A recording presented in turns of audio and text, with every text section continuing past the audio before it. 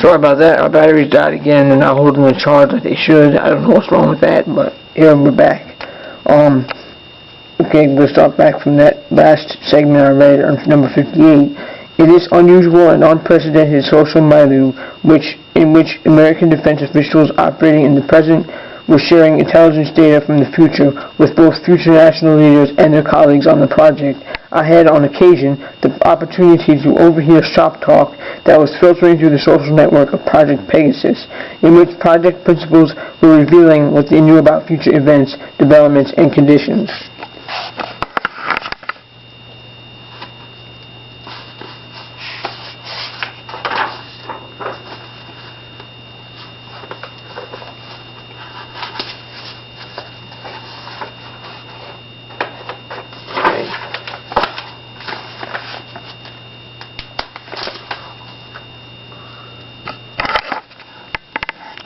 These discussions were in the nature of gossip or Project Scuttlebutt and presumably should not have been held because the information about the future that Project Pegasus was gathering was supposed to remain secret and only shared with those individuals with a need-to-know on a need-to-know basis only. The future events, developments, and conditions that I acquired prior knowledge as a result of serving as a child in Project Pegasus included, but were not limited to, the resignation of President Richard M. Nixon, the advent of the Internet, the emergence of AIDS as an epidemic disease, the presidencies of U.S. Presidents Carter, Bush, Clinton, and Bush, widespread cell phone use in the future, the fact that Donald H. Rumsfeld would one day serve as Defense Secretary, and the attack on the Twin Towers of the World Trade Center on 9/11. I am filing this affidavit with the tribunal because I have direct personal knowledge of the fact that the secret time travel project for which he served as Defense Attaché gave Donald H. Rumsfeld, who served as U.S. Secretary of Defense during 9/11, prior knowledge of 9/11 30 years before 9/11. While serving on Project Pegasus as a child chrononaut, and he as its Defense Attaché was as the point man between the Department of Defense and project principals like Dr. Agnew, my father, I had extensive contact with Mr. Rumsfeld. In spring 1971, I attended a lecture that Mr. Rumsfeld gave to about 15 young people on the project. This lecture was held at an underground amphitheater at the Cerrillos Cultural Center near Cerrillos, New Mexico. During the lecture, Mr. Rumsfeld thanked us for our participation in the program, admonished us to keep our knowledge of the time travel technologies involved absolutely secret because the national security of the United States depended on it, and informed us that the significance of teleportation was primarily military and that it would enable the U.S. Army to put troops precisely where they were needed on the battlefield. I greeted Mr. Rumsfeld as we entered the same amphitheater at the Cerrillos Cultural Center for a little briefing. Sticking out my hand and imitating adults, I introduced myself as simply Basiago. Following suit, he shook my hand and replied, Rumsfeld. I was in the company of my father in 1971 when we entered a bar in Albuquerque, and my father had a conversation with Mr. Rumsfeld, which my father and Mr. Rumsfeld commiserated about being involved in a program that was involving American school children in the field. During his conversation, my father informed him that the program had determined that he was destined to make Defense Secretary. Mr. Rumsfeld replied, I know that, Ray. I read that in one of the reports, but that's one future event that I only believe when it happens. I was again in the company of my father in 1972 when my father was briefed by Mr. Rumsfeld about the fact that upon high school graduation, the children in the program be admitted to the U.S. Naval Academy in Annapolis as a pretext for involving them in future project activities, as Mr. Rumsfeld stated.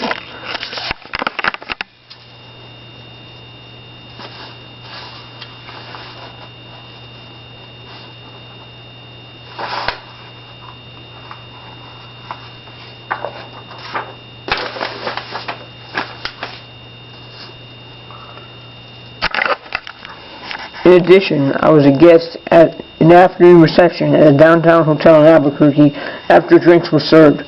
Mr. Rumsfeld regaled those around him with stories of his exploits as a naval aviator during the Korean War. The 9/11 event was spoken of openly within Project Pegasus inner circle. I think this was the case because it was not only a future event that had been detected by the program, but because it was a dramatic future event. It was a future event that had implications for the national security of the United States, and it was a future event that involved something that had not been seen since the War of 1812, which was the coordinated attack on U.S. mainland. One time, in a restaurant in Albuquerque, New Mexico, one of the project engineers asked my father what he knew about this future event. "What can you tell me about the event called 911, Ray? Apparently it's some kind of domestic Pearl Harbor." My father responded matter-of-factly, "Middle Eastern terrorists hijack commercial airliners and fly them into the Twin Towers in New York City." "What happens then, Ray?" And project engineer answered. My father answered, "The Twin Towers come tumbling down like a ton of bricks." "God, how awful," the project engineer sighed. "What happens after that?" My father answered, "The country picks itself up, dusts itself off, and goes on like nothing happened." While this was the typical kind of informational discussion about 9/11 that I overheard as a boy while serving on Project Pegasus, my father and I were actually shown visual evidence of the future attacks of 9/11 that had been retrieved by the project from 30 years in the future. One afternoon during the summer of 1971, staying in New Mexico, my father and I had just finished lunch at the La Hacienda restaurant in Old Town Albuquerque when my father was called to the telephone. He listened intently and then said, "I'll be right down." When he hung up the phone, he said, "Let's go." When we were in the car, I asked my father where we were going. He said tersely, "Aerojet." My father sped to our destination. The Aerojet Corporation was in Sirocco, New Mexico, a distance of 90 miles south of Albuquerque. We reached Aerojet in a little over an hour, meaning that we must have been traveling at 80 to 85 miles per hour for my father to get us there so swiftly by private automobiles. At Aerojet, we were shown astonishing evidence, so in retrospect, I can understand my father's excitement. In those years, the Aerojet Corporation facility was at the corner of Bullock Avenue and Leroy Place in the New Mexico Institute of Science and Technology, NMIST campus in Sirocco, New Mexico. It was a small C-shaped building with a zero-escaped courtyard. A small macadam parking lot on the grass in front of the building accommodated about 10 cars. When one turned left while traveling west on Bullock Avenue to park in this small parking lot, one passed a sign consisting of a slab of black granite with several letters that read Aerojet Corporation. The Aerojet Corporation facility on the NMIST campus was processing images of future events retrieved by U.S. chrononauts from the future.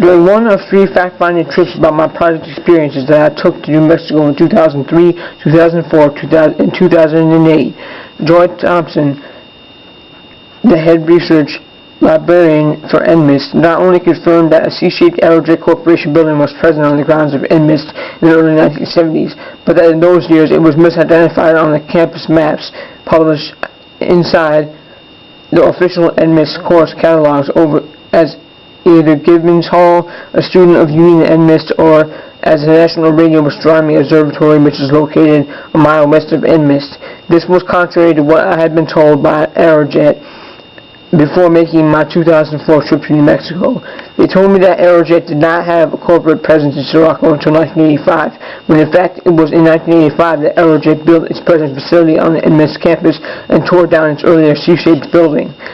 When in 1971 my father and I entered the Aerojet building through a door in the interior of the sea, my father showed an armed security guard his Department of Defense identification card and told the guard, "My son's with me." The guard pushed a button and the present satellite bars blocking access to the secured left side of the building retracted into the ceiling and we walked down the hall. We were greeted in the hall by one of the film analysts processing images from the future at the Aerojet facility. I remember that my father had explained that some of these photo analysts were graduate physics students studying under Dr. Sterling Colgate, who was then serving as president of NMIST, in his chair of physics department. The photo analyst was very excited, and as he approached my father, I excitedly informed my father we've got images of the event. My father shook his head in bemused bewilderment. The photo analyst led us to a small room that had about 20 TV monitors stacked all over the place in a hodgepodge manner.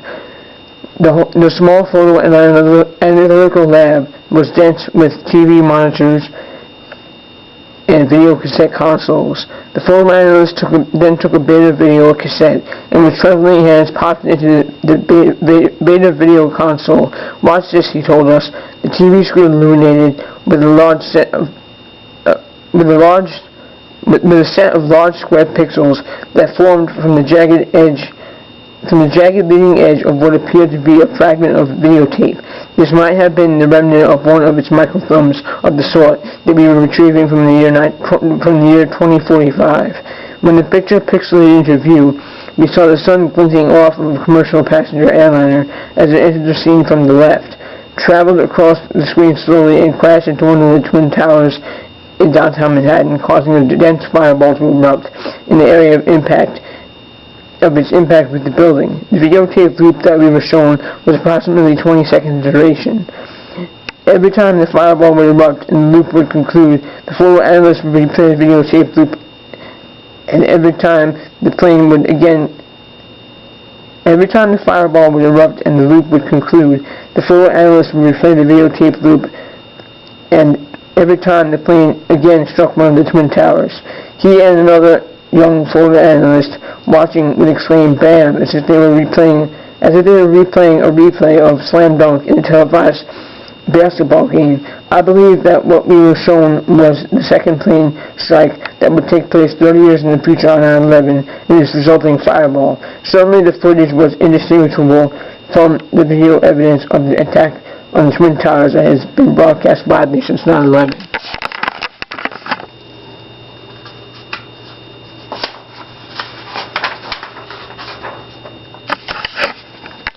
In light of the fact that my father and I learned of 9/11 while attached to Project Pegasus, it is certain that Mr. Rumsfeld did too. After all, he was a defense attaché for the program, which placed him at a higher level of responsibility than my father.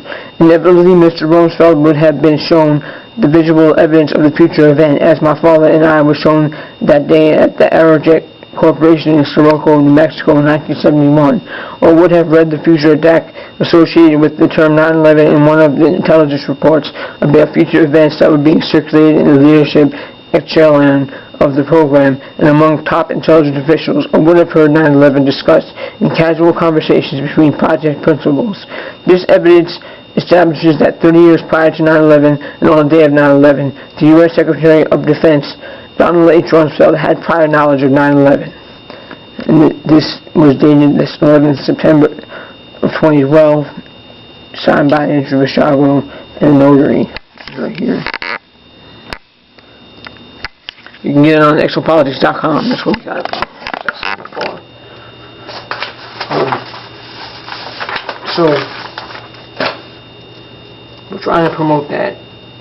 The people know, get the word out, and share. Okay, I'm going to close off with a poem, and then I don't think we're going to have time today to do the information about the Zika virus, but next time on the show, that's going to be a future topic. So I'm going to close out with this poem. It's called Earth's Representatives.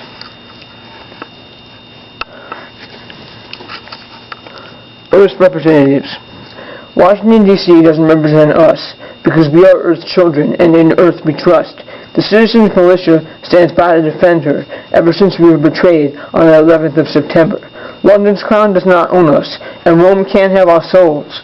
We the people will remain in control, standing by one another as sisters and brothers. Together as one, we take care of each other.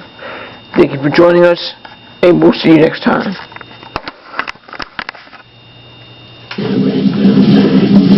Yeah.